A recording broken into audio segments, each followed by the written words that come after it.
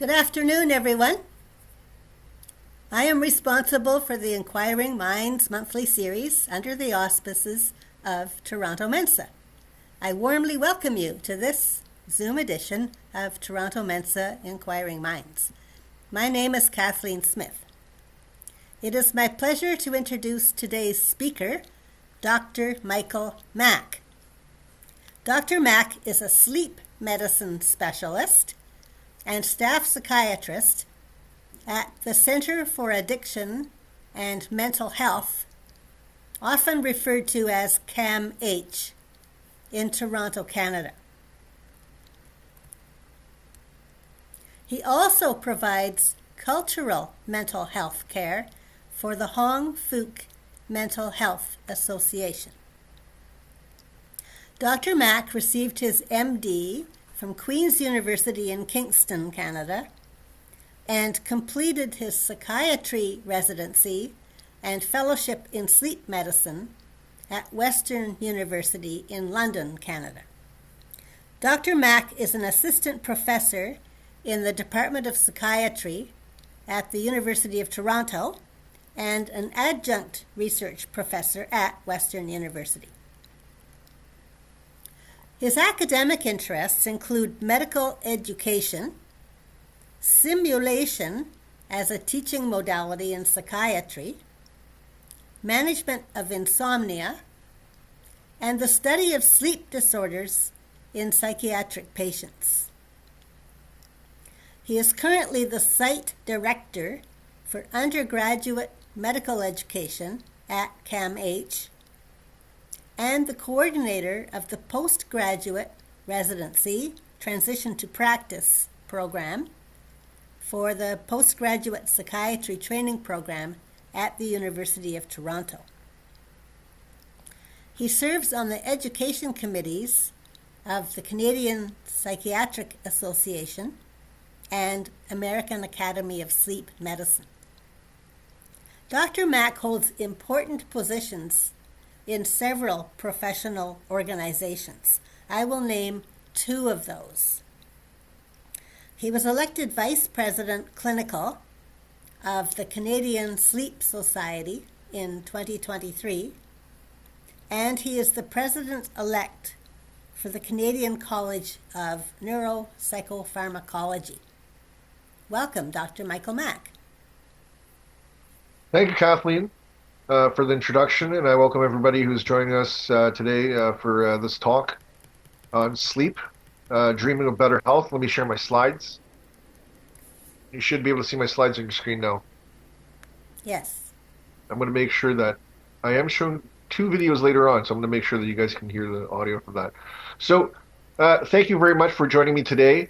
Thank you for the invitation, Kathleen, and I'm always, delighted to have an opportunity to share my message, which is how do we improve our health via better sleep.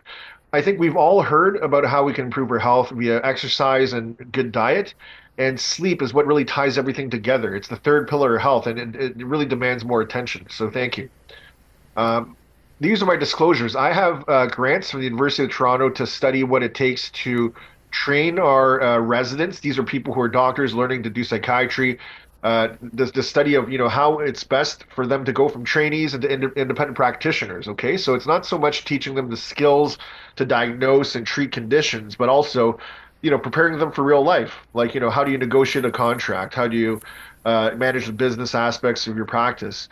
How do you optimize your day? So that's what I do, and I get some grants for that. I also interact with some pharmaceutical companies for the reason they pay for the salaries of our sleep medicine fellowship that I run in the Department of Psychiatry at the University of Toronto, where we train doctors to practice sleep medicine.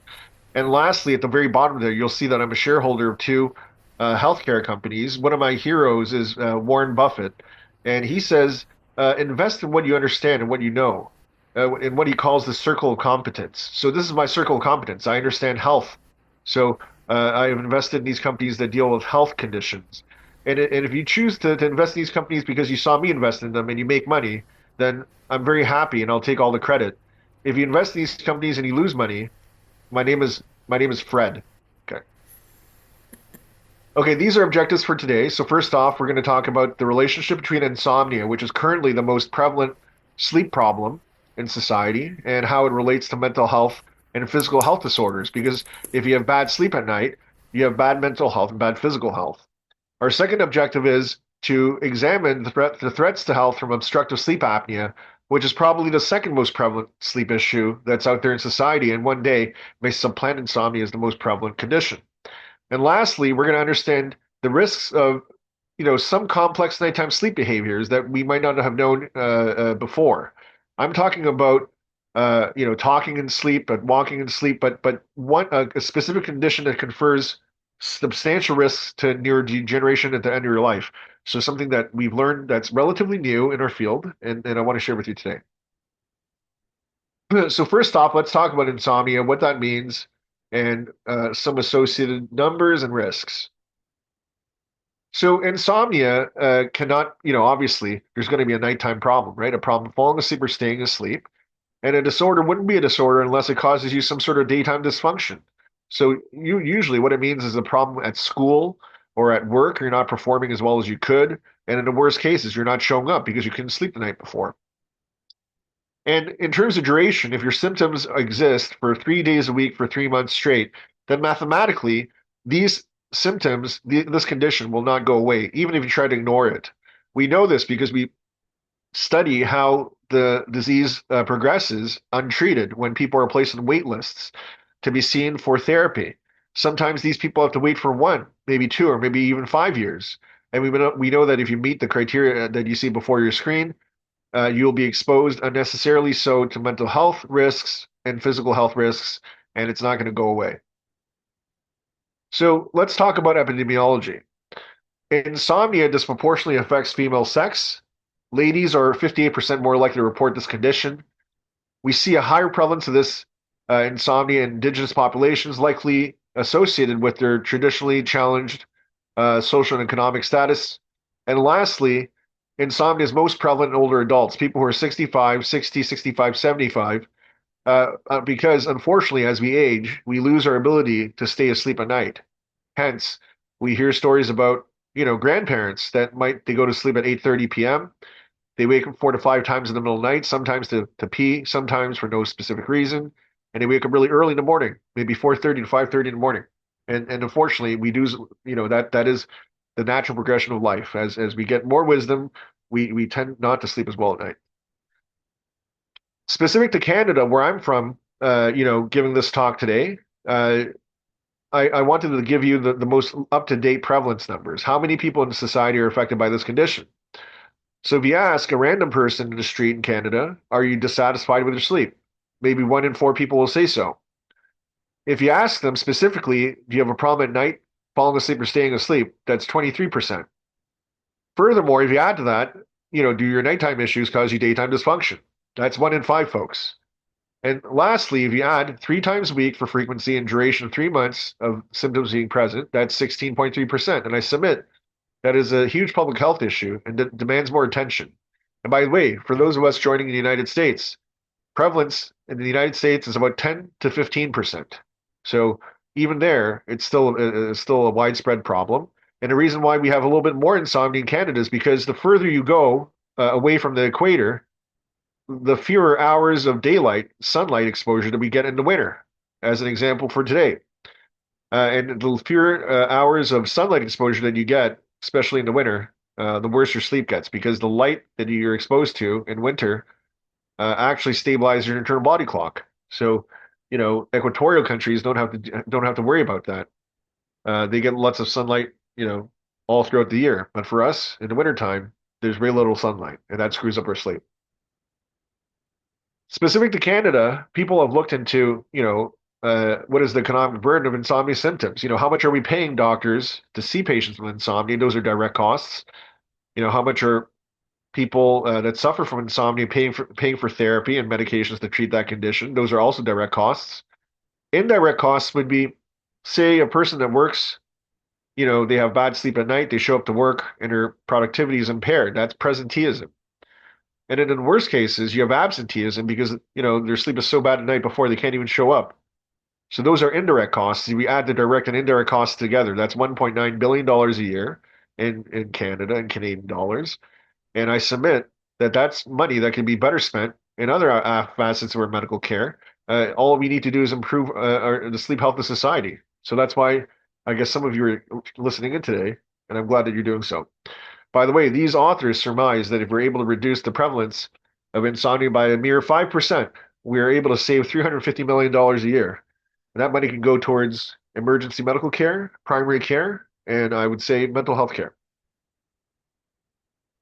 The the doctors that really bear the shoulder the greatest burden of assessing people for sleep issues, including insomnia, are primary care doctors, family doctors. And here I collaborated with the Brain Trust of European sleep doctors to put together an algorithm that makes it easy for family doctors to assess and treat chronic insomnia. And as part of our process, we actually polled family doctors in Europe, in similar countries as Canada, which are resource constrained.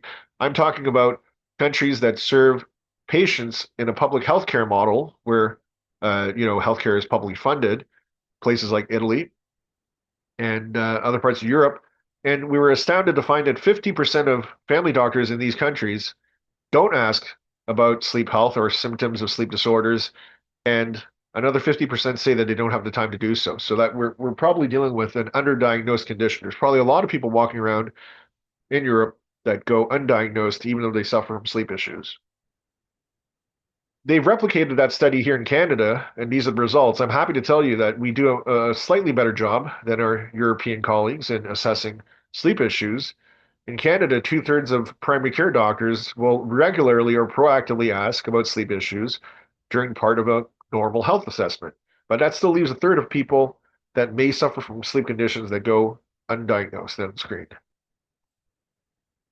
Okay, let's talk about the risks of insomnia. So something that we can all agree on, something that's been, established, with ironclad association is that untreated insomnia is an independent risk factor for mental health problems. So if you have insomnia, you're more likely to report depression and anxiety to the tune of 300% increased risk. You're more likely to suffer from alcohol abuse and even psychotic disorders. And we know this condition, we know this relationship to be bidirectional, meaning that if you have bad sleep, you're going to have bad mood and bad anxiety. And if you have bad anxiety and bad mood, you're more likely to have bad sleep. Goes both ways. This is a study done by our colleague and friend Michael Irwin out of UCLA and his group, and it's a study from 2008. So this is a 18-year-old study, but the reason why I'm showing you is that it's a landmark study and it's a very elegantly put together study. So they're looking at all people who are older, 60 and above, that have a history of depression, okay? But the depression is now remitted, meaning that the patients receive whatever treatment, whether it's psychotherapy or medications, and now they don't have depression anymore, as defined by doctors, and what we say is defines depression. And they divide these people up into two groups: people with depression that went away with residual sleep symptoms, and people with depression that went away that have no sleep disturbance that are residual. And what they found was if you have sleep issues that are residual, but your depression went away, you're between 4 to 5 times more likely to relapse, to get depression again over the course of 2 years in follow-up. And it just highlighted that untreated sleep disturbance is a risk factor for relapse for people with depression. And this is a big issue because, we spend so much time working so hard, giving therapy and medications to our patients, and their depression goes away. But if we don't target sleep and we leave sleep issues as residual, then it undoes all our hard work. So it just highlights the primacy of sleep in the treatment of mood disorders. This is work that I did with the benefit of the time and tutelage of our previous Labatt Chair of Psychiatry, Dr. Benoit Mulsant at the University of Toronto.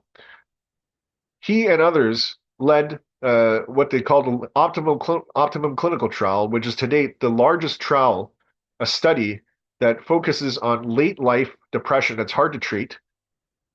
We're trying to find out what's the best treatment algorithm for people who are older that have hard to treat depression.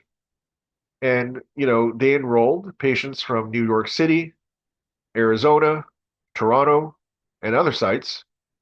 And what we found here is something that we can, intuitively agree on, which is it doesn't matter what kind of treatment that you give patients, okay? You can augment with certain types of medications, you can switch to antidepressants with new ones. If their sleep gets better, you're 3 times more likely to demonstrate a treatment response, meaning that your symptoms will reduce by at least 50% as long as the sleep gets better. Conversely, if you introduce any sort of treatment and the sleep does not get better, if it gets worse, you're not likely to demonstrate a treatment response. So I'm not going to win any Nobel Prizes for this, but it confirms what we know, and that sleep is probably the key metric that defines whether a treatment for depression works or not. If it doesn't help the sleep, probably not going to work. And what about medical problems? Here I have a table, and you can see there's the full gamut of medical issues on the left-hand side, on the left-hand column, ranging from heart disease to cancer to breathing issues to gastrointestinal problems. And if you interpret this, people with insomnia are far more likely than people with no insomnia to report these medical conditions. And you might say, well, maybe these folks that have more insomnia actually have more depression and anxiety and other sleep issues. But when they're controlled for those factors, the relationship still bears true. And how is it that bad sleep at nighttime can cause physical health issues? And I'm going to show you one mechanism that mediates this. Insomnia can demonstrate itself, meeting the full criteria, which I showed you probably in the first, what was my third slide of this presentation. But there's different presentations that you can suss things out. Okay, so here there's a phenotype, insomnia with short sleep duration, and these are people that meet criteria for insomnia, but habitually sleep for 6 hours or less. These people have been identified to have a greater exposure to fight or flight hormones, even when they're supposed to be at rest. So I'm talking about exposure to sympathetic nervous activation and a lack of parasympathetic nervous activation. Parasympathetic nervous activation is the relaxing side of your nervous system, digestion, rest, reproduction. Whereas the sympathetic activation is the fight or flight side, increased catecholamines like epinephrine and noradrenaline, things like that. These people with short sleep duration insomnia are more likely to have hyperactivity of what we call the HPA axis, the hypothalamic pituitary adrenal system, which mediates the release of stress hormones like cortisol. And they get a lot of exposure to those hormones inappropriately. These folks, if you test their cognition, you do vigilance testing, you do attention testing, theirs is impaired. And they're at greater risk of cardiometabolic morbidity and mortality. They're at greater risk of death and suffering from cardiometabolic issues. Compare that with people with insomnia with normal sleep duration. These are people that suffer from insomnia, but they have a habitual sleep time of greater than 6 hours. These folks don't carry the cardiometabolic morbidity and mortality, and they're more likely to remit no matter what kind of treatment you give them. So I'm going to show you two studies that demonstrate this relationship really nicely. Here on the y-axis is one's odds of reporting hypertension. And on the x-axis, you have sleep duration stratified by reducing number of hours from greater to 6, 5 to 6, and fewer than 5 hours of sleep. People who do not meet criteria for insomnia disorder are represented by the clear bars. And you can see that even as you have reduced number of sleep hours habitually, that there really isn't an increased risk of hypertension. Compare that to the black bars, which represent people that meet criteria for insomnia. And you can see that as you have reduced hours of sleep duration, there's an escalating risk of hypertension. So this demonstrates that people with insomnia and short sleep duration demonstrate this increased cardiometabolic risk that I talk about. Now, if you ask a random person on the street what is the worst outcome for cardiovascular issues, well, some of them might say stroke, and then the rest of them will say heart attack. And here is a study, a systematic review and meta-analysis. Now we're looking at multiple studies and the results being put together and analyzed together. So it's an aggregate of multiple studies. And what they're looking at is comparing the incidence of myocardial infarction, heart attack, between fewer than 5 hours of sleep and those who have insomnia but 7 to 8 hours of sleep. And the people with the shorter hours of sleep have a 56% increase in risk of heart attack. Again, demonstrating how insomnia with short sleep duration is a mediator for cardiometabolic morbidity and also risk of death. In summary, insomnia is highly prevalent. Untreated residual insomnia is a risk factor for mental health disorders and their relapse. And insomnia with short sleep duration, as defined by habitual sleep duration fewer than 6 hours of sleep, conveys the greatest risk for cardiometabolic disease and is the phenotype that we need to target the most as it pertains to physical health risks. Moving on, we're going to talk about sleep-related breathing disorders, how it affects health, and I have a nice video here for you to understand what this condition is. When you breathe, air travels down your throat, through your windpipe, and into your lungs. The narrowest part of that pathway is in the back of your throat. When you're awake, muscles keep that pathway relatively wide open. But when you sleep, those muscles relax, allowing the opening to narrow. The air passing through this narrowed opening may cause the throat to vibrate. That causes snoring, which many people experience. But in some people, the throat closes so much that enough air can't get through to the lungs. When this happens, the brain sends an alarm to open the airway. Most often, this is associated with a brief arousal from sleep. The brain quickly reactivates the muscles that hold the throat open. Air gets through again, and the brain goes back to sleep. This disorder is called obstructive sleep apnea. That's a nice video courtesy of the Mayo Clinic.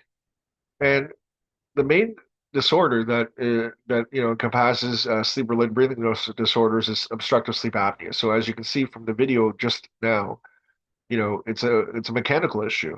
If you have narrow airways or you have increased weight that are deposited in your neck and your throat, that can block the flow of air into your lungs, causing a drop in oxygen. So we know that if a person has more than five closures of airways at nighttime, then you suffer from this condition because it'll increase cardiovascular risks.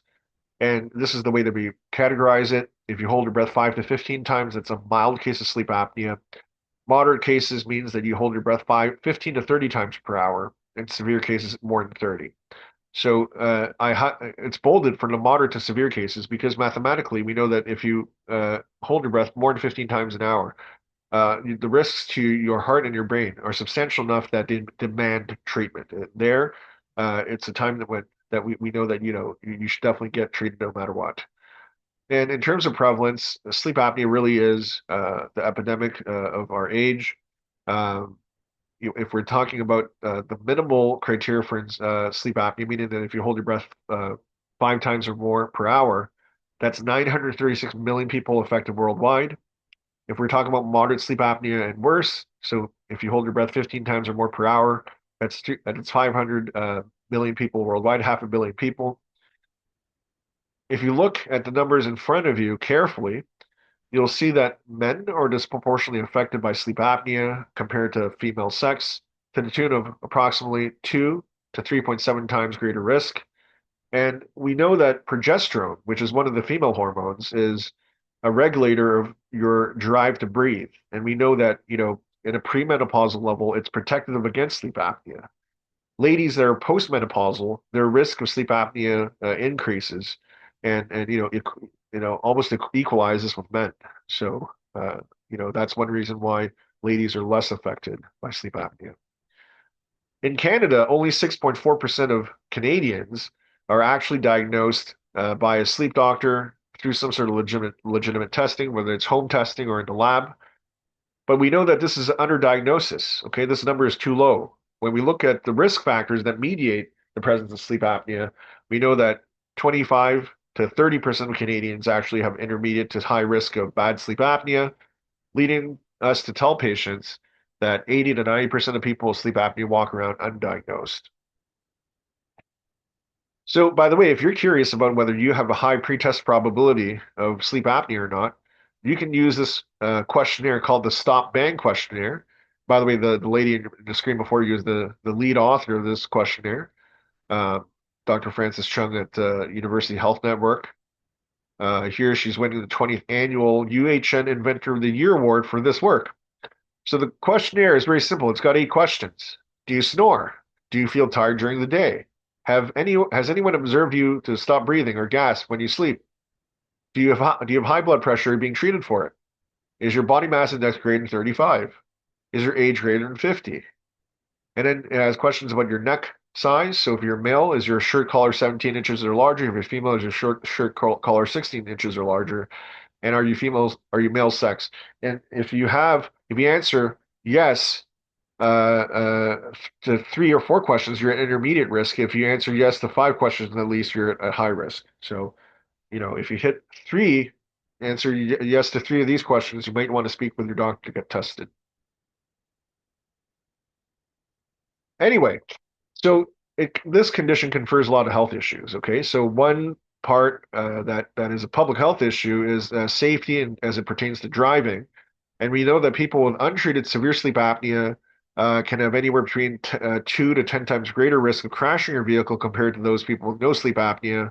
And here in this specific study, they looked at an association of increased crash risk of 123% in people with severe sleep apnea, and that the population attributable fraction of motor vehicle crashes was 10% due to sleep apnea. 10% of crashes, they thought in this population-based study in the United States, was due to sleep apnea. So, hence, in certain parts of the world, specific to Ontario, we actually suspend people's driver's licenses if they have bad sleep apnea and they refuse treatment. What are risk factors for this condition? Well, if you have, anatomical variations such as having an elongated face, having a small jaw, or a jaw that's set backwards, if you have a flat head, if you have a high arched palate. Unfortunately, these are things that we can't control. Other risks include obesity, having fat in your abdominal area, being male, having a higher age, alcohol use, smoking cigarettes, etc. And we can actually look and see if a person has anatomical structures that are associated with high risk. So on the left-hand side, if you tell a person to open their mouth, stick out their tongue, and to relax, if you can see that their tongue is occluding your view of the back of the throat, then you're at a higher risk of this condition. And in the middle, we have a picture of a person, and you can see that they have a retronasia, meaning that they have a jaw that's set backwards. So if you have a large displacement between your bottom teeth and your top teeth, then you might have this condition, in which case you might correct this with dental work, as you can see in the second part of the photo in the middle. And then on the far right is just our visual demonstration of middle central adiposity. Unfortunately, if you have a big belly, you're at greater risk of sleep apnea, but also hypertension and diabetes. The risk factor obesity is quite strong here. So if you have greater weight, you're more likely to have more narrow airways. The weight that is distributed in your abdomen makes it harder for you to breathe when you lie down, especially. And weight can be deposited not just in your abdomen and along the side of your airways, but also in your tongue. And the diagram at the bottom of the lower right-hand corner of your screen demonstrates this. This is a person with the same body mass index, but one person has terrible sleep apnea and the other person doesn't. And it actually has to do with the person's tongue volume, how much weight is deposited in the tongue. The good news is this: if a person with sleep apnea reduces their weight by 10%, they'll lead to 20% improvement in their apneic severity. So weight loss is a good treatment for this condition. The way that you get diagnosed for these conditions, you either go into the lab, which is demonstrated by the diagram on the left-hand side, or you can have home sleep apnea testing. And in some states and provinces, this is accessible. But in Ontario, we only have lab testing on the left-hand side. The risks of untreated sleep apnea are as follows. You have a much greater risk of stroke, of all-cause death if you have severe sleep apnea. Your risk of hypertension increases, motor vehicle accidents, heart failure, type 2 diabetes, depression, coronary artery disease. And what's not listed there is arrhythmias of the heart. And a way that your breathing mediates these cardiovascular conditions is as follows. Basically, you have your airways are closed up. There's no air going to your lungs. Your oxygen drops, and you have chemoreceptors in your brain and body that detect low oxygen. And as a consequence, to restart the breathing, your body actually releases fight or flight hormones. You have greater sympathetic nervous activation. Your blood pressure goes up, and you oftentimes will terminate sleep and take a giant breath and go back to sleep again. And it's those arousals from sleep, the increase in exposure to fight or flight hormones that lead to these cardiovascular issues. The good news is that we have treatments. On the upper left-hand corner is CPAP, or continuous positive airway pressure. That is the first line treatment for this condition. It just pushes air through your airways via a mask, makes a splint out of air to prevent your airways from closing. You can see a dentist, and they can make a mouth guard for you to treat sleep apnea. You can lose weight. You can get surgery. But one thing I want to point out is that if you have depression and you have untreated sleep apnea, getting CPAP will actually treat your depression. Your depression will improve if you get CPAP and you suffer from sleep apnea. Just demonstrates the bidirectional relationship between many sleep disorders and mental health conditions. And that's what I just told you. By the way, I just want to highlight some work done by our students at the University of Toronto. This is Stanley Wong. And he did a study of multiple randomized control trials looking at GLP-1 agonists. These are glucagon-like peptide receptor agonists, which are most known to us as weight loss medications like Ozempic or Mounjaro. And we now know that these medications not just treat obesity and hypertension, but are also effective in the treatment of sleep apnea. So, CPAP can be a hard sell even on a good day. So this is music to our ears. We know that moving forward, that likely we're going to see that these medications for weight loss will get indication for the treatment of sleep apnea. Finishing off, I want to talk about parasomnias that are associated with specific neurological risks. So parasomnia is just a fancy term to talk about complex nighttime sleep behaviors, most commonly known to us as sleepwalking and sleep talking. And this is a video of this condition I'm showing you called REM sleep behavior disorder.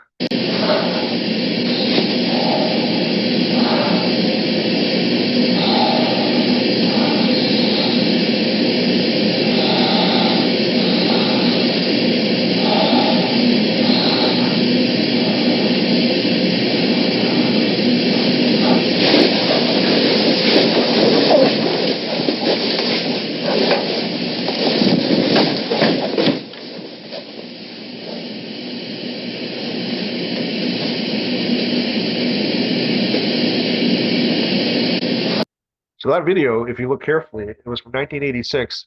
In fact, it's a video of one of the first patients that had this condition. And it differs from sleepwalking and sleep talking in the sense that this person is acting out their dreams. When we analyze their sleep and we read their brain waves, when they're having, movements like what you just saw, or maybe even speech, it coincides with dream movement and dream speech. And that's the main issue. That's the main difference. Lots of young people, little kids, aged 5 to let's say 13, up to a third of them will have sleepwalking and sleep talking.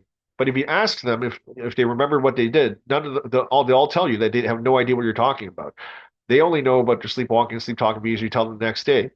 And also, if a person has sleepwalking and sleep talking and they're a young person, you try to wake them up. Sometimes it takes half an hour for them to come to, as compared to this condition where you wake them up. They will immediately rouse, they'll orient to their surroundings immediately, and they'll remember that what they said or they did movement-wise corresponded to their dream movement. And this REM sleep behavior disorder is important because it confers later risk of neurological disease. Its prevalence is 1 in 2,000 people. It disproportionately affects male sex, and it occurs in people who are older adults. And again, differentiating between normal sleepwalking and sleep talking versus this REM sleep behavior disorder. The REM sleep behavior disorder tends to happen in the second half of the night when more REM sleep is present.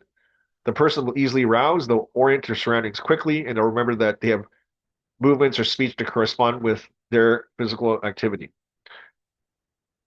And when we do a sleep study and they're in the lab, they will demonstrate a loss of paralysis in REM sleep. So when we all, for most of us that don't have this condition, when we dream, our bodies are completely paralyzed, and that's probably for a evolutionary cause, a cause for survival. So if you are a person and you act out your dreams, you're more likely to be exposed to predators that see you, and you end up, not surviving as much as the people who don't act out their dreams. And this is a normal output of a sleep study in a person that has no sleep disorder. I want to draw your attention to the chin lead here, if you can see my cursor. It demonstrates no depolarization. There's no activity at the chin, and this is a person in REM sleep. These are REM rapid eye movements that cause the name here. This is a person that has this condition of REM sleep behavior disorder, and you can see in the chin lead there is very large baseline tonic activation, and then there's also huge movements, even though the person should be paralyzed. And we've written about this. Some of our colleagues from CAMH at Center for Addiction Mental Health, we know that risk factors include older age, male sex, smoking, traumatic brain injury, and exposure to pesticides, such that you see a lot of patients that were farmers. The consequences include violent behavior towards bed partners, falling off the bed leading to physical injury, including hip fractures, which definitely things that we don't want you to catch. But maybe very importantly, if a person acts out their dreams within 10 to 15 years, they're more likely to develop these dementias that include, a movement disorder component and also a dementia component. So the classic being Parkinson's dementia. You have a problem moving around. Your writing becomes smaller and smaller. Your ability to emote in terms of facial movements is impaired. There's increased risk of falls. If you act out your dreams, you're likely to develop one of these three conditions between 10 to 15 years thereafter. And if you have Parkinson's disease already and you act out your sleep, you're going to have worse symptoms. It's going to be less responsive to normal medical or surgical treatments. And if you have Lewy body dementia and you act out your dreams, you have earlier movement disorder and you have earlier visual hallucinations. But it's also giving us, some hope, because we know that people that act out their dreams, it takes them between 10 to 15 years to develop the Parkinson's later on. So there's actually groups around the world, and of note at McGill University in Quebec, they are developing medications that prevent the onset of Parkinson's disease by studying these patients. Anyway, in summary, these complex nighttime sleep behaviors can be differentiated between those that are dream-related and those that are benign, which are associated with young folks. The risk factors for this condition include older age, male sex, being exposed to pesticides, and head injury.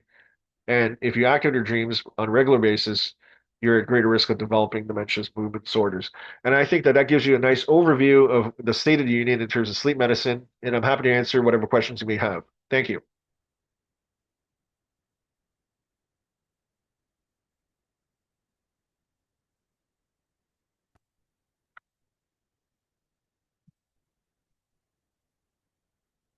So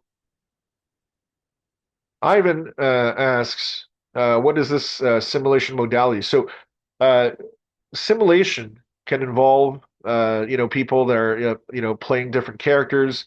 As an example, it could be like a person that pretends to have chest pain and they show up to the emergency department seeking care.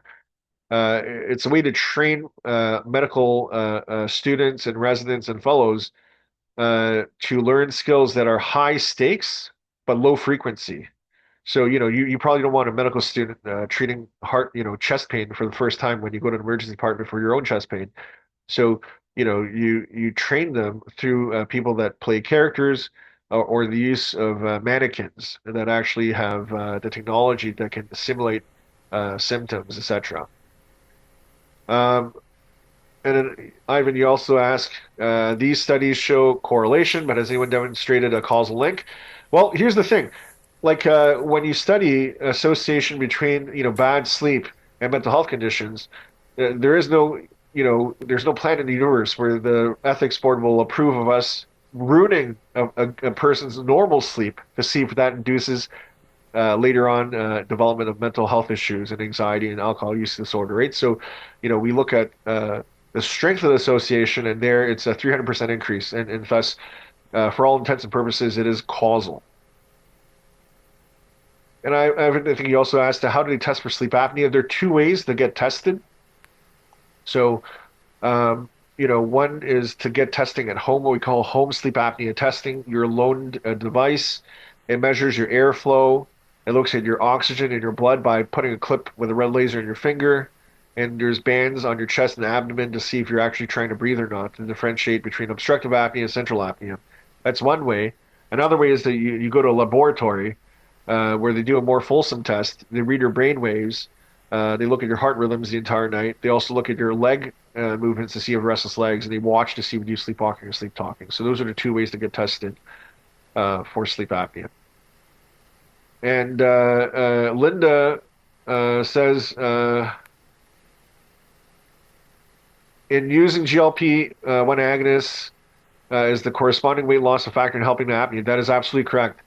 If a person has concomitant obesity and sleep apnea, the GLP-1 agonists help facilitate substantial weight loss. And in 1 year, people lose sometimes up to 20% of their body weight. And with greater weight reduction, the apneic severity decreases to the point where actually, if for the people that take tirzepatide or Mounjaro, after 12 months, 50% of people that took Mounjaro were able to get off their CPAPs. So I think that just demonstrates that, we have lots of new tools in our toolbox in treatment of sleep-related breathing issues. Ivan asks, how or why did you get interested in sleep disorders? So first of all, I'm intellectually, it's very stimulating for me. I never get tired of talking about sleep and sleep health and sleep disorders and how to treat sleep issues. I enjoy sleep recreationally myself.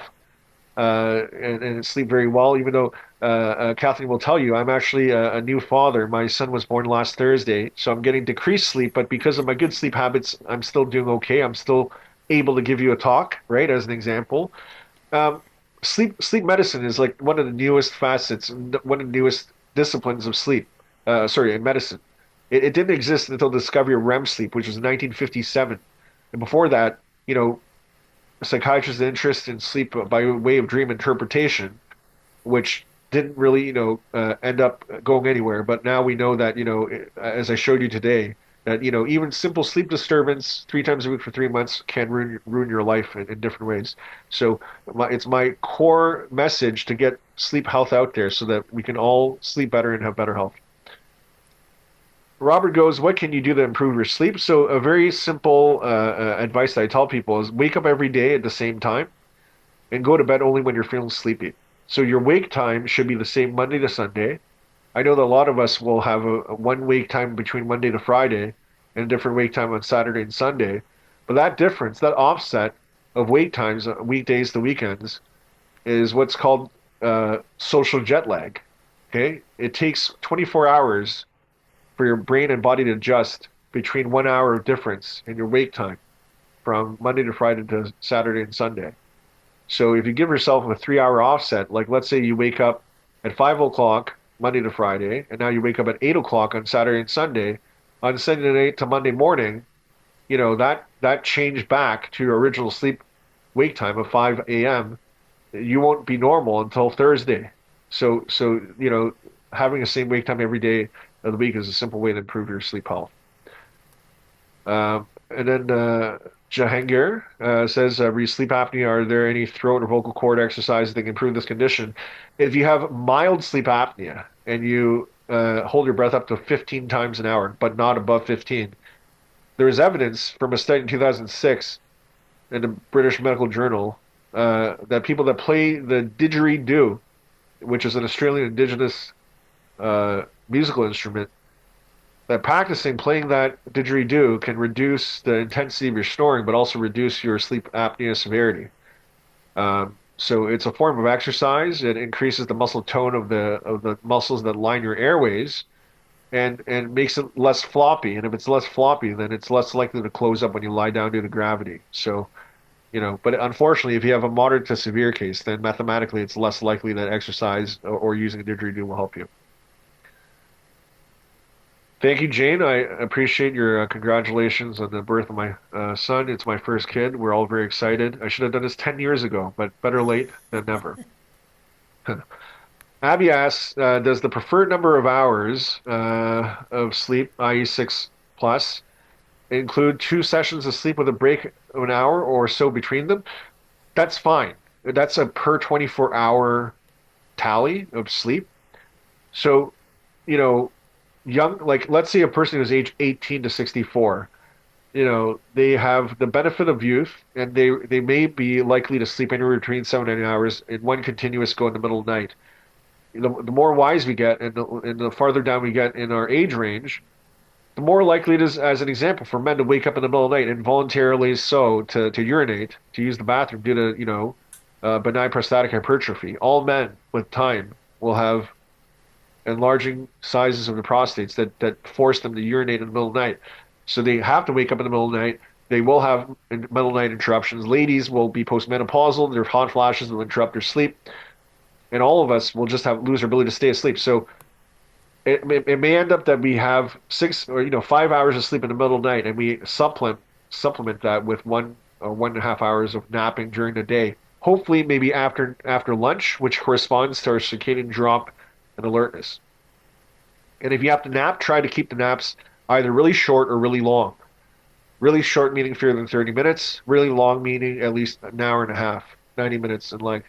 If you sleep longer than 30 minutes or fewer than 90 minutes, then you risk waking up from deep sleep where your brain waves are extremely slow, and it actually takes you half an hour to come to. You'll wake up feeling drunk.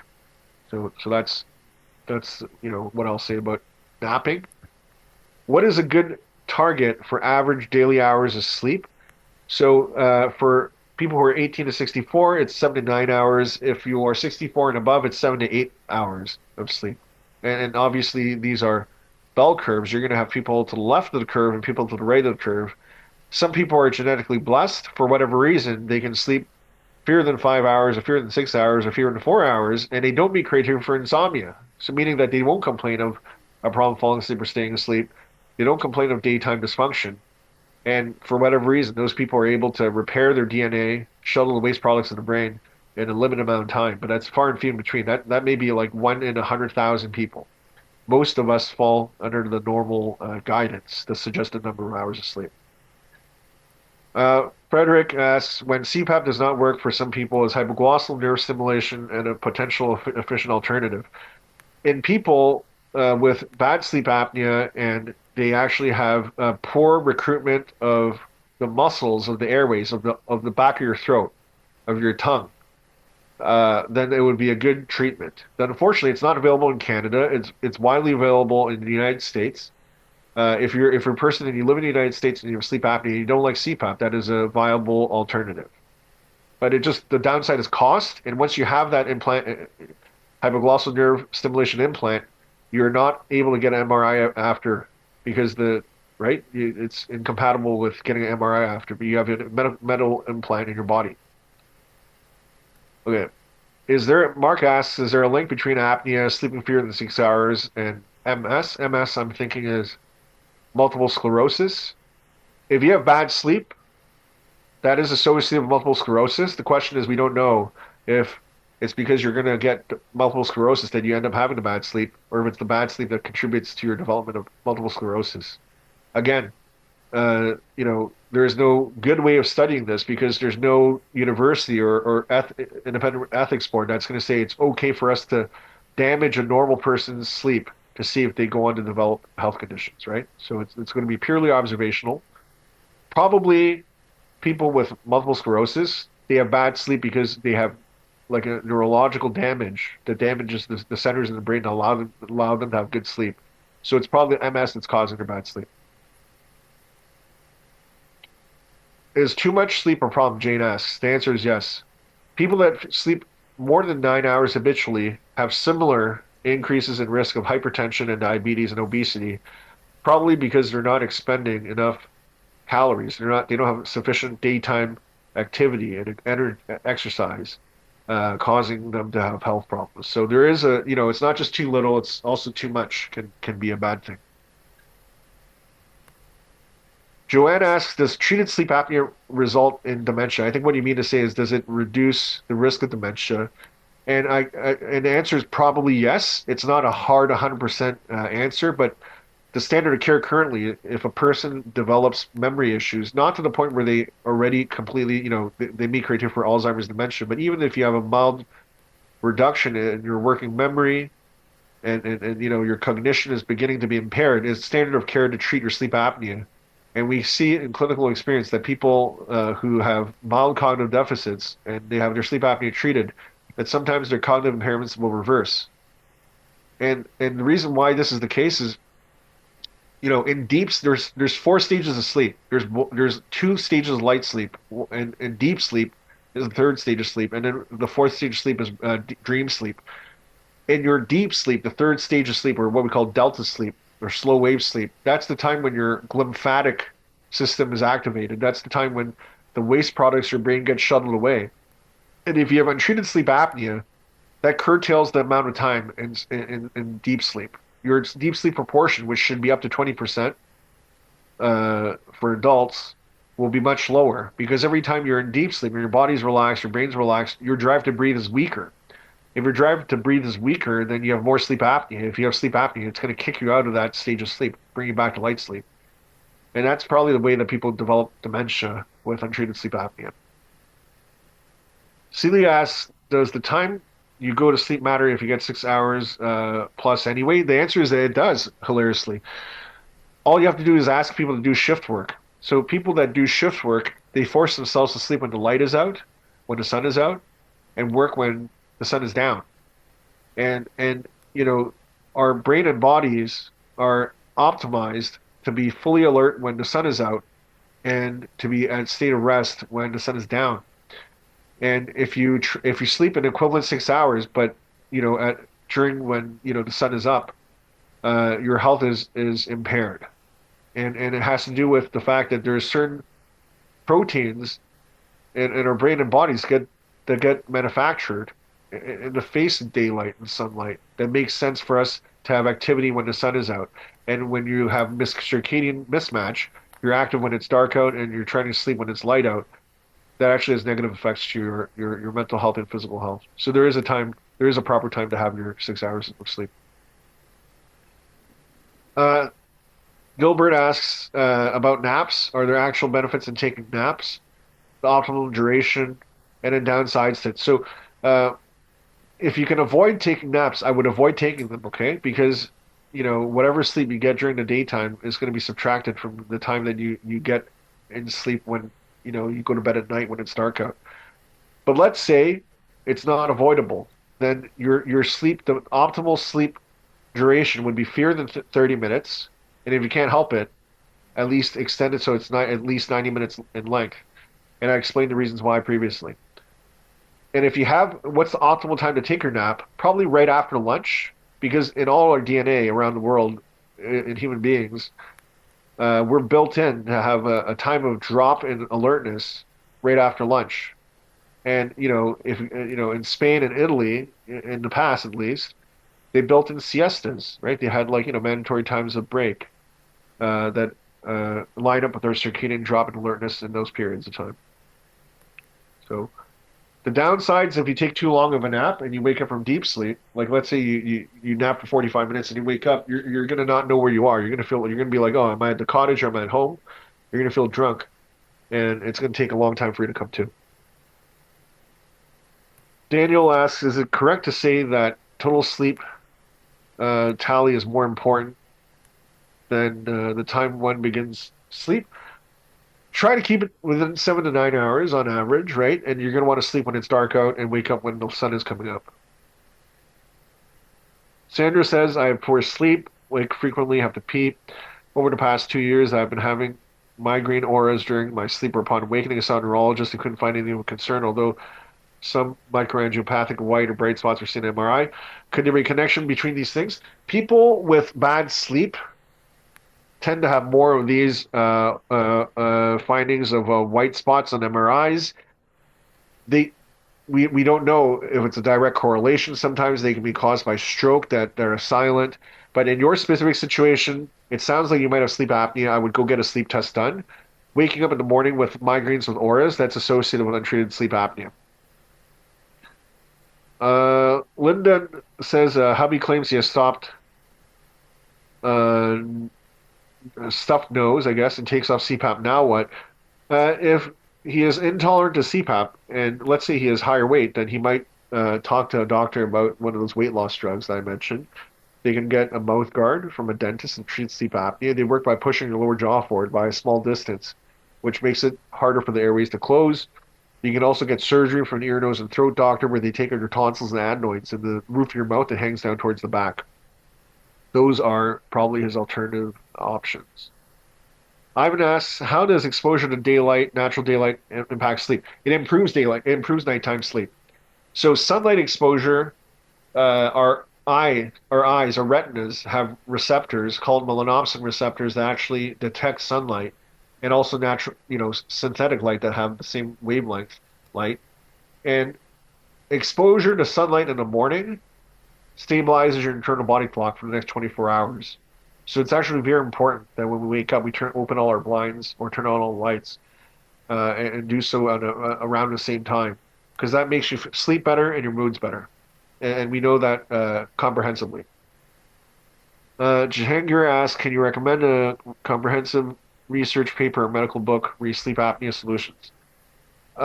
If you go online and you look up a book called The Principles and Practice of Sleep Medicine, it'll have every question and answer that people have contemplated about sleep apnea and other sleep issues ever. So that's our textbook, and if you read it, you'll know as much as I do about sleep apnea. Daniel, thank you for your message about my new arrival. Do you have an advantage over regular parents on how to get infant to sleep full nights? The answer is theoretically yes. I have, I learned how to do sleep training with young people, but whether you have, the courage to do on your own children is a different thing, right? Like, I can probably train my son to not cry in the middle of the night by ignoring him, but I can't do that. I give in, and then I feed him and I carry him and I move, play with him a little bit, so I'm not optimizing his sleep, but I'm enjoying our companionship. And Robert asks, do UV light lamps help? No, I don't think they help or hurt. I think, we're just better off. Sleep is best if you use lights that are warmer, so they're more yellowish in tint. And when you go to like a Home Depot or whatever, you'll see that you can choose cold lights, what they call cold lights, which are the fluorescent ones that are really blue. Those ones are not conducive to sleep. The ones that are yellowish are conducive to sleep. So just choose the ones that are conducive to sleep. Gilbert asks, how does this affect people with different circadian rhythms, such as morning birds versus night owls? Okay, so first off, most people are morning people. Very few people are true night owls. Night owls, unfortunately, they're like left-handed people. They suffer because society doesn't cater to them. These are people that self-select to do overnight shift work, like nurses, paramedic work, work at your post office, sorting letters and parcels in the middle of the night, etc. If you expose yourself to bright light, like, when the sun goes down, it makes it harder for you to fall asleep. If you expose yourself to light at the beginning of the day, it makes your sleepiness occur earlier. I'm just guessing that's what you're asking me. You know, yeah, the yellowish light is better for sleep. Okay. Raymond goes, I've had 4 sleep studies in Ontario. AHI, which is the apneic severity, has always been shown to be mild. Physician says there's no explanation for my symptoms. You flew to Houston. You went to CSMA, got tested, and you have moderate sleep apnea now, and severe during REM sleep. And then now you can see a jaw surgeon. Your son has sleep apnea, and then the Ontario lab said no sign. Watch Pat showed mild with moderate during REM. Why does Ontario Sleep Medicine suck, and how do we fix this? It's a very simple answer. It's because the government of Ontario is worried about health expenditure. It's about 50 health care expenditure is about 50% of the budget in Ontario, right? So they're always trying to figure out ways to save money, and sleep medicine and how we can treat people in sleep medicine, unfortunately, is one of those areas where they have cut our ability to be effective. So I would send in letters to our health minister and complain, and maybe they'll change their minds and make things better. Celia goes, would it be better to wear an eye mask to create a darker setting to fall asleep, or is it better without? If you have blackout blinds, that's the best. If you need to wear something to cover your eyes to make things dark, that's another way to do it. Whatever is most comfortable for you. Linda asks, where do sleeping meds fit? Uh, Sleeping meds can work for sleep. The issue is, do you really want to take medications for the rest of your life to help your sleep? Most people will say no. So there is a therapy called cognitive behavioral therapy for insomnia, which is the best treatment for problems falling asleep and staying asleep. And if you want to try it out, just go on your phone and download the app called CBTI Coach, CBTI Coach, and it'll give you a full the full therapy, and it's free, and you might sleep better without the need for medication. Of Now, if you have a bit more time, I have some questions while I'm waiting to see if course, anything else comes up. Um, yeah. have mindfulness-based interventions been tried for people with sleep disorders? Yes. So mindfulness-based cognitive therapy is effective in the treatment of insomnia. They've done trials that demonstrate that. Mindfulness-based cognitive therapy they belong to what we call second wave CBTIs. These are all cognitive-based therapies that include some element of mindfulness, some element of dialectic a thought, like that's based on like from Buddhism and Eastern philosophy, and they seem to help sleep. Okay. I'm not sure whether you covered this or not. You did talk about your newborn. Parents of babies often have interrupted sleep. Does that put the parent at risk? No, because it's a temporary issue. So at some point, your little one will sleep better, and that temporary interference with your sleep will not have long-lasting uh, consequences. Okay. I think you've answered this one already. If a person has trouble getting to sleep, should they work out more and tire themselves out? I think you said yes. You- I would say don't exercise too close to your bedtime. Exercising is great for sleep and your health overall, but I would keep at least a 2 hour window between the time that you exercise and the time that you try to sleep. Because, by exercising, you're increasing your cardiac output, your blood pressure goes up, your heart rate goes up, and it takes time for that to slow down so that it's conducive to sleep again. Okay. Your bio mentions that you provide cultural mental health care to the Hong Fook Mental Health Association. Can you say something about the cultural mental health care? Yeah, so basically, when we see patients and we assess them and treat them for mental health challenges, we ask them about the medication they take, their background, do they live in a house, an apartment, do they have family members that have mental health conditions, and the previous way that we would assess and treat people was missing a big portion, which is the cultural context. Like a person from an Asian country such as myself, I was born and raised in Hong Kong. That has a bearing on your mental health later on in life, and your reception to treatments differ based on your culture and your background. And this applies to the historically disadvantaged groups like Indigenous Canadians, Indigenous Americans, Black and Hispanic groups. Uh, Even Northwestern Europeans, right? Like, there is a difference in culture that dictate differences in treatment and management. And so I'm an expert at treating East Asian people. Okay. Can you say just a little bit about what the differences might be, or am I probing too much? No, no, no. These are great questions. So as an example, East Asians have lower tolerance to medications at doses that we would consider normal in mainstream populations. I'm probably going to give an East Asian person like a lower dose of an antidepressant compared to, let's say like a person whose lineage is from Northwestern Europe. That probably has to do with like, we have enzymes in our livers, right, that break down medications and food and drugs. And, different people from around the world have different capability of doing so. So that's one adjustment that I make as an example. Okay, great. Some more questions have come in from the audience. Yeah. Jane wants to know, can you catch up on your sleep?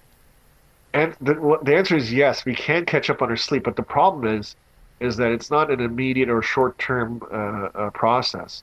If a person has habitually slept for fewer than 6 hours and now they have an elevated risk of heart attacks and strokes and everything, uh, it's not as simple as just adding on the amount of sleep that the person missed out.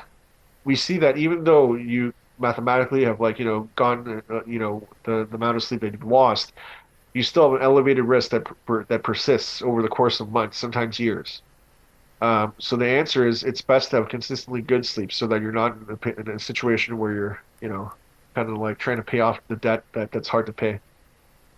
Okay. Do you want me to read these out? Celia asks, if someone gets a lot of sleep and has problem breathing during sleep, should they go to a doctor to check for sleep apnea?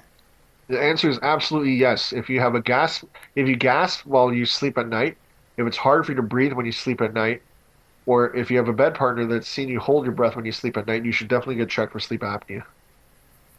Okay. Is there, I'll go on with JD. JD, if one is being treated for sleep apnea via a CPAP machine and it is under control, AHI less than 5, can a person ever get off the treatment eventually? What is the benchmark test to stop CPAP, and what is the best way to get to this goal? Diet, weight loss, etc., etc. Thanks. Yeah. So for most people, there is no way of getting off the CPAP machine. And because CPAP is not a cure for the condition, nor are the weight loss drugs, by the way. We don't know of any curative treatment for sleep apnea currently, but it's not so bad. I mean, this applies to a whole bunch of other conditions like high blood pressure as an example, or diabetes. People that have hypertension and diabetes, even with plenty of exercise and proper diet, there's a proportion of them that you can't control their blood pressure and blood sugars without the use of treatments. And that's just the benefit that we've had from the development of medical technology. That imagine 50 years ago when there was no CPAP, we would have just died in our sleep from stroke and heart attack. But now we have a machine that can keep us healthy and living as long as we can, genetically. Let's say you have substantial obesity that's associated with your sleep apnea, and then you do lose a lot of weight. Let's say you lose 60 pounds. In that situation, you might ask your doctor to retest you in the lab to see if your apnea has already gone down to less than 5 in the absence of CPAP. If that's the case, you've cured your sleep apnea, but that's a smaller proportion of people out there. I haven't asked if there's any link between diet and sleep. That is a great question. That could take another hour for us to discuss. But here's what I'll say. The key to diet is this. You need to have a balanced diet, and you don't want to overeat. On the subject of sleep, on average, if a person has overweight or obesity, they're going to have lower quality of sleep, whether they have sleep apnea or not. If you eat foods that are hard to digest, or really spicy foods that cause indigestion, that can be a negative thing for your sleep on that night that you eat those foods, right?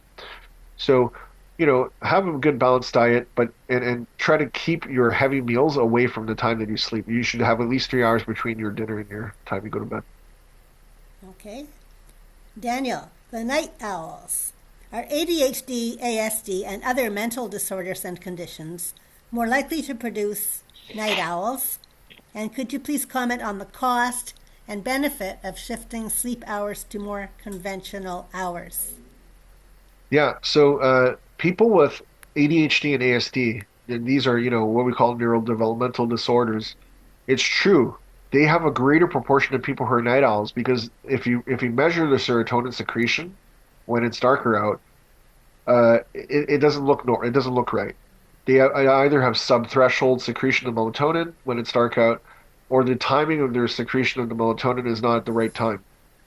So they tend to have more night owls in that population, and they tend to respond better to melatonin as a treatment for sleep issues.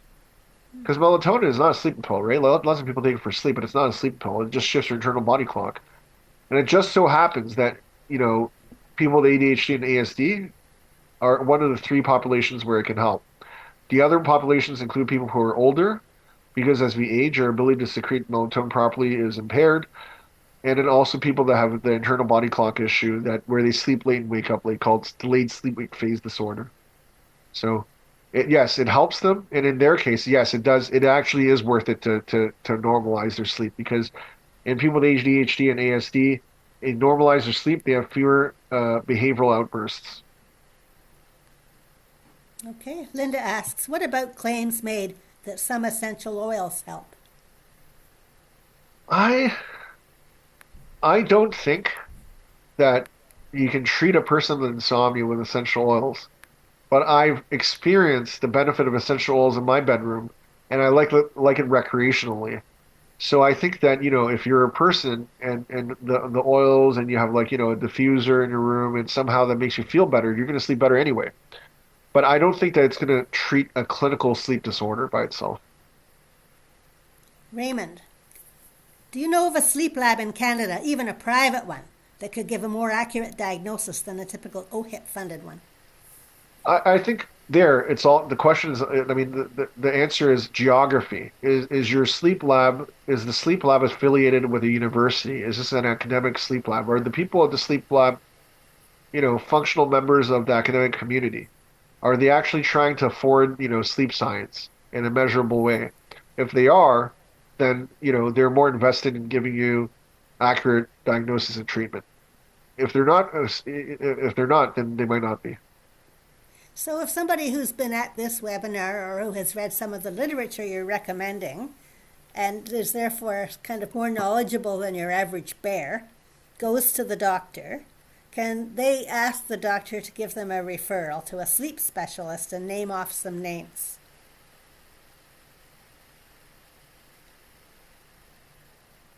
What is the question that can that be done?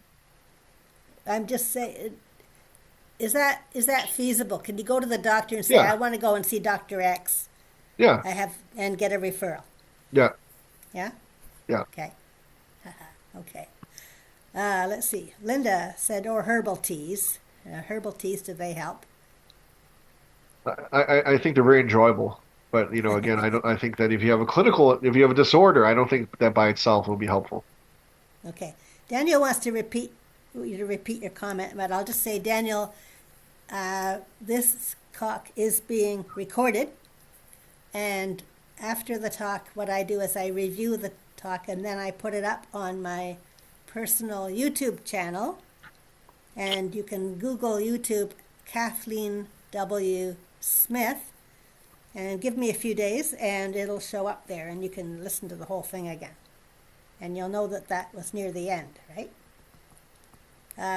Now, how are we for time? 20 after 3. Can I go a little bit further? Some people are sticking around. Yeah, let's go another 10 minutes. 10 minutes, okay, till 3:30 or so. Okay, I'm not sure if you covered this or not because it went by a little fast for me as host and going back and forth. But anyway, is there an association between sleep and brain health as opposed to mental health? I think you said Yes, yes. yes. Like it's to your benefit to have adequate sleep duration, and because having adequate sleep duration absent of a sleep disorder means that you're going to expose yourself to the best benefits of the lymphatic system, which is the time when the waste products of your brain get shuttled away. And Okay, it's a recent discovery. I think they figured out the lymphatic system in 2013 or 2011, before which we didn't know how the waste products in the brain were being shuttled away. So imagine a world where you have bad sleep apnea and you have bad insomnia and you have very little deep sleep compared to the version of that same person that has lots of deep sleep. The version of that person with lots of deep sleep will have greater lymphatic activity, so, and hence probably like lower risk of dementias and cognitive impairment. okay. Um, Ivan wants to know, is there any link between aging and the quality of sleep? Yeah, so unfortunately, with age, sleep quality decreases, and we don't know how to avoid that. Unfortunately, it's physiologic. We feel that it's built in. It's one of the things that we lose as we age. That our ability to stay asleep, especially, lessens as we age. We also have a tendency with age to sleep earlier and wake up earlier, and then that's normal. Like teenagers sleep late and wake up late, and in adulthood they sleep earlier and wake up earlier, and you progressively do so until you're 65 or 75, and then you sleep really early and wake up really early. Okay. Okay, so those are the questions. And Dr. Mack, I would like to say, on behalf of Toronto Mensa, please accept our thanks for your fascinating and comprehensive talk. I've really learned a lot, and I think that the audience has really learned a lot today. And thank you also to the audience for their fantastic questions. So, Dr. Mak, as a sign of our appreciation, we will be sending you a small gift. Thank you. You're welcome. Thank you. And thank you for joining today. And it's my delight to be here. So thank you for hosting, Kathleen. I'm going to go. Okay. Bye-bye. Oh, thank you. Bye-bye.